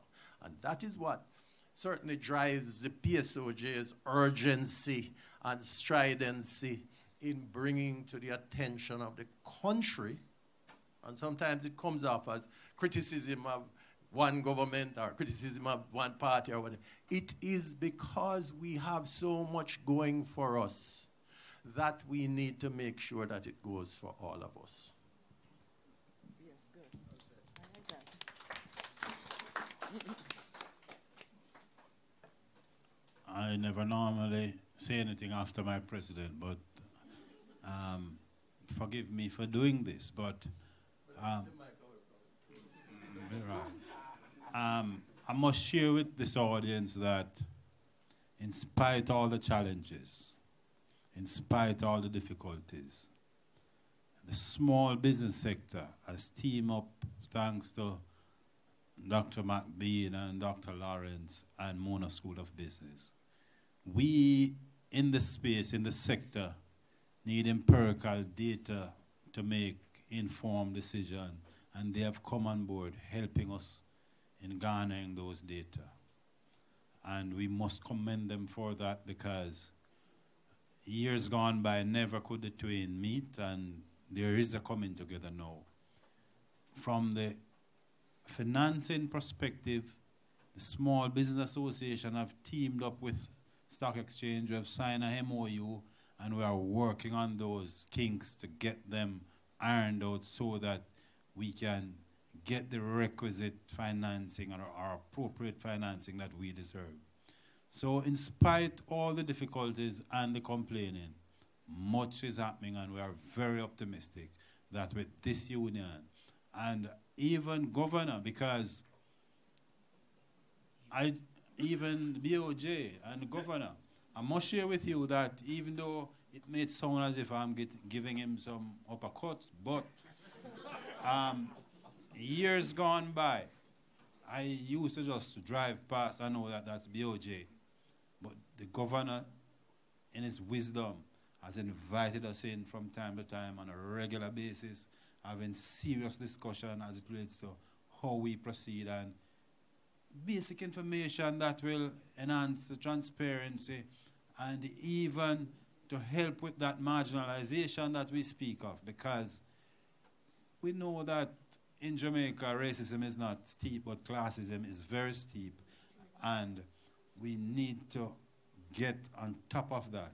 And believe me, we didn't get here overnight, so it will take some time in getting back where we ought to be. So the small business sector is very much optimistic, even though we are pushing for those things that we think is long overdue to us. Thank you. Okay, thank you. I'm taking a last question. Is there any more? Maurice, you? Okay, thank you. Last one. Good evening to the panel. So Howard made reference to, I think, passing reference to agriculture and the fact that it has been mired, and I'm paraphrasing what you said. It has been mired in the first industrial revolution because we have been reticent or perhaps resisting the notions of bringing technology because we're concerned about the impact, the social impact on labor. And so for the better part of 40 years, we've stayed in the same place. I think perhaps for the last decade or so, the public sector, we have made sort of platitudes to public sector modernization. But we've kind of resisted transformation in the public sector using technology because of the impact that it might have on labor. The fourth industrial revolution is going to dramatically accelerate the impact that technology has on the workplace and on the nature of work. And if we've been unable thus far to make the critical decisions about the impact on technology and the way we do work, I'm struggling to see how we're going to embrace the opportunities and the challenges that digital technology, the infusion of digital with biological, with the physical, that the fourth industrial revolution promises, that's going to have far more dramatic and far more accelerated impact on the nature of work. So I guess my question to all the panelists is, where is the political will? Where is the leadership going to come from to embrace these kinds of changes so that we can compete with the rest of the world? I recognize and I want to improve my own understanding of this fourth industrial revolution and the complexity and the opportunities that are being talked about. And so my comment is not to say that that's not a challenge and that we shouldn't do it. But I think that if I can go to the remark I made before about the success Jamaica has had, and when I think about what was achieved and how we got there, and I have my own vantage point, so I can say that I saw things up close, but I'm talking about stuff that I think everybody can see as well. I don't think that we achieved so much, so Jamaica, by being sort of super smart or really, innovating, for example. Not innovating, sorry. No, I mean, it wasn't really advanced stuff. It was more, I think we, for whatever reason, and that's a longer discussion, we collectively started to do some basic things right. It's as if, and I don't want to oversimplify, we stopped trying to do calculus and advanced mathematics and just did arithmetic to make sure the sums added up. And we're doing that now. I mean, analogies are dangerous because that can simplify how difficult it has been. The damage that it causes when choices like these are made, the real costs that are being paid by people. So I don't want to gloss over those. It's difficult, but it's difficult in that way. It's not, I think we did things that, and we're still doing them, and I think the next stages that we just talked about, some of which I mentioned, that are in front of us, are similar too. They're not, we need to debate some of these changes, and yes, there's scope for things to be different, but if you're serious about where you want to go, then some of the decisions we need to make going forward are pretty obvious. But, we're a democracy. There are different ways to skin a cat as well. We're not a dictatorship, and so I think success requires that you bring everybody around and we all contribute to get there, and that's difficult. I just want to make the point, though, that I think we have so much to gain in, for example, educating 6-year-olds, 8-year-olds, 12-year-olds. You made the point, I think, earlier, somebody of preparing people for the university. So I think Jamaica can go very far by doing things that aren't necessarily advanced, but require that we are consistent and bring everybody up.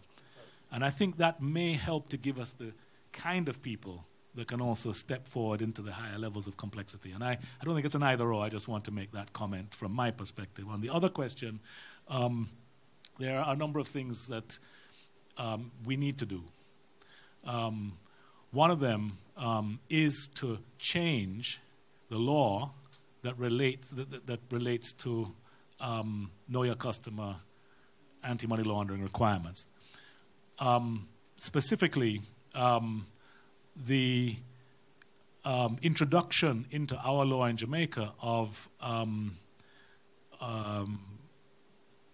something that empowers us to have reduced due diligence or enhanced due diligence that's applied to the case or this type of person, so that you can calibrate using technology and other knowledge, other information, and a bank can choose to, for example, accept less ID or not ask you to repeat something that you gave them before in cases where there's lower risk, and ask for more in cases where there's higher risk. We don't have that capacity in Jamaica in our law because of how the law is written, the Proceeds of Crime Act. So there are there's some amendments that have to go through again the process before you can unlock that.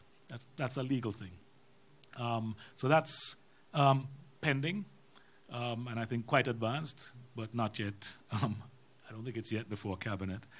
Bank of Jamaica is taking a look at something that is called account portability. A bit of a misnomer, but it gets across the idea. Because in a way, one of the things that you notice is people give the information to the bank, and then when they have to go to another bank and they have to give the same information again, they get frustrated and bothered.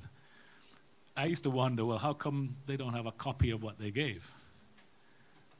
Because, but I think that's how we are. We fill out the form, hand it over, and it's gone.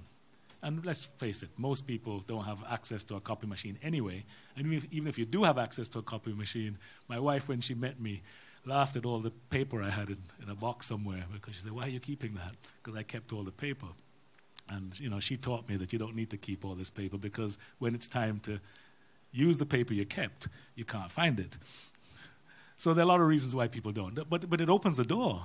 Why, if this is such a major problem, how come there's not a solution yet where, somebody clever, an app or something, can just say, well, take your phone and take a picture of whatever you filled out. We'll plug it into a database, and you can carry that around with you. So this burden of giving the same data again and again, why should that be a burden even today in Jamaica, given our technology and so on? Well, it's an opportunity. Are you willing to pay something for it? or not. And I think, oh, can somebody sell that to you? These are some thoughts. I don't know if there's a business case there or not. But there ought to be, because it's your same data. You fill it out 1,000,000 times. But having said that, can we generate something that allows that data to be kept or easily shared between the banks, so that when you're fed up with Bank A and they charge you a fee you don't like, and Bank B is offering you the same thing for free, that you can go to Bank B and just say, yeah, I'll take it. And they say, do you have the whatever, the token? Yes. Can we get your data? Yes. Okay. Here you are. This is what I need that's new, because you did that last year and I'm wondering about this, and so on. So I think there's a lot of opportunity there, but account portability is the subject we're looking into. Many countries have some version of this, and it may be an interesting and useful solution for us in Jamaica to make it easier. And then we have the code of conduct that has been put in place for banks. It's new. Code of conduct is aimed to make banks respond better to customers' needs, and that's a new thing that's just been implemented. And what I'm hoping that the government will look at favorably, and I think we'll have to see, but we think there's a lot of scope going to the point about consumer protection in Jamaica. There isn't anything. I mean, it's very patchy in terms of financial consumer protection for deposit-taking institutions. We have at the bank some ideas, some proposals for what's needed in Jamaica. We hope that that will be something that the government agrees with, and then we will see proposals come forward. It'll take a while to build out, but I think it's time for Jamaica to give as much attention to consumer protection, consumer literacy, financial literacy, those issues, as it is doing now for the safety of the system and so on. So, there's more there. It gets complicated, it gets difficult to work on.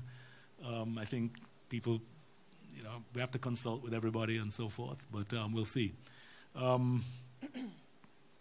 Yeah, that's my answer. Okay, thank you very, very much. Sorry, I quickly respond.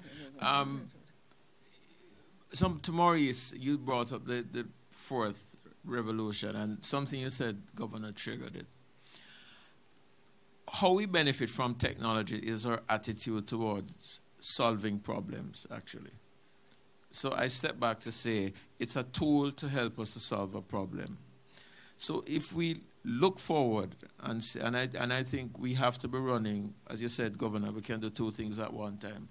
I think we need an elite part of the economy and of the society.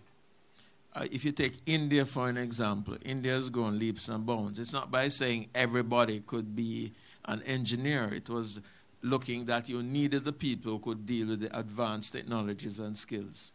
And I think that's where we'll go in terms of using the technology. So what the governor is saying is if we have a secure database, right, that uniquely identifies me and I am who I am, then I can open an account with any body regulated by the FSC or the BOJ, because once I go and identify myself as David might be in TRN number 190 and I can't say the rest.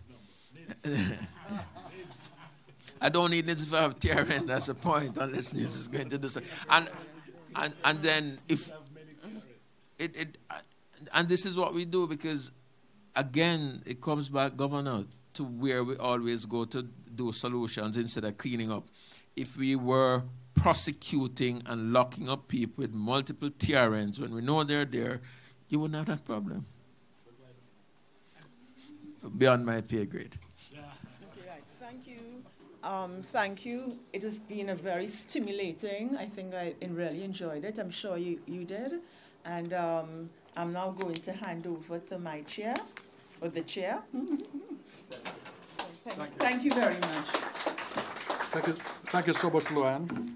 And we're at a very special part of the evening where I get a chance to move a vote of thanks. But first of all, thank everyone for coming, and the distinguished panel for really raising some thought-provoking questions, and for the sort of spirit in which it was conducted, the banter and so on, the exchanges, and for eliciting some deep insights into some critical research being surfaced by the Professional Service Unit of the Mona School of Business that can add some value to how companies form, behave, and transform themselves in this new fourth industrial revolution. So I think it's very, so it's an evening well spent. I want to, in particular, thank our sponsors who have made this possible to have such a rich discussion at the Bank of Jamaica and the Jamaica Stock Exchange. And so a big hand.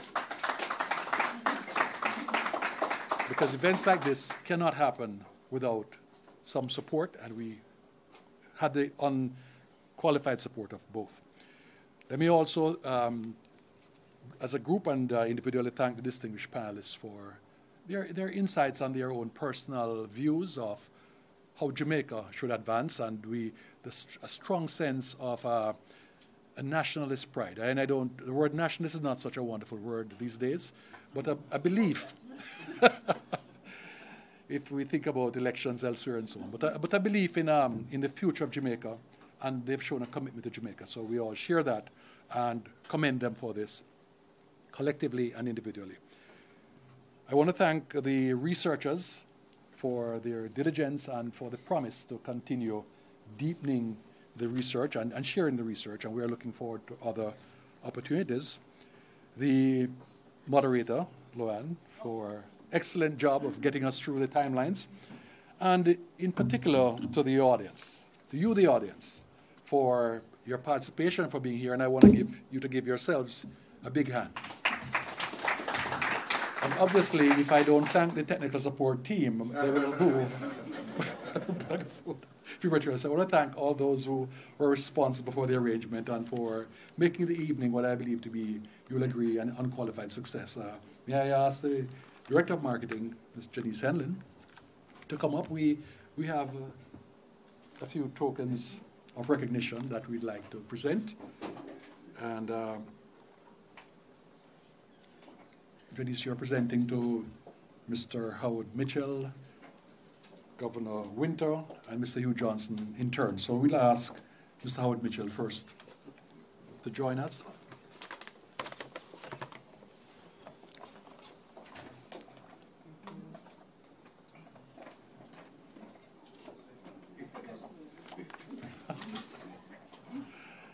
And of course, we have to stage a photo opportunity.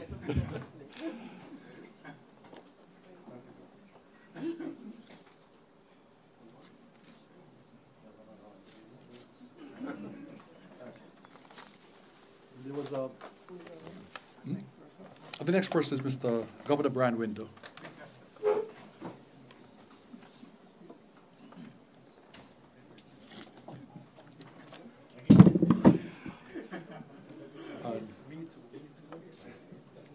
And I must commend the Governor for his graciousness in embracing the presenter. I was looking forward to that.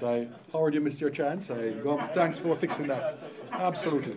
And Mr. Hugh Johnson.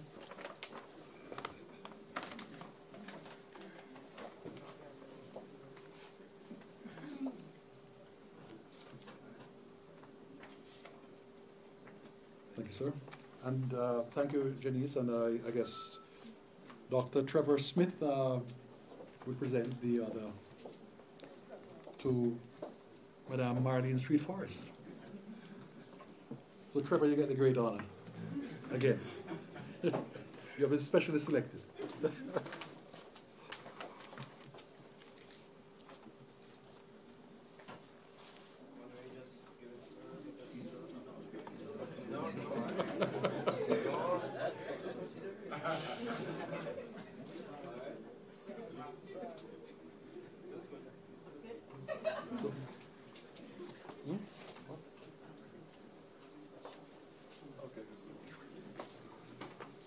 All right, so ladies and gentlemen, we are at the end of the proceedings, and I thank you all, and again, a final round of applause for all who participated. And let me add that in the spirit of hospitality, the executive directors provided some refreshments, and they are outside, and we hope you'll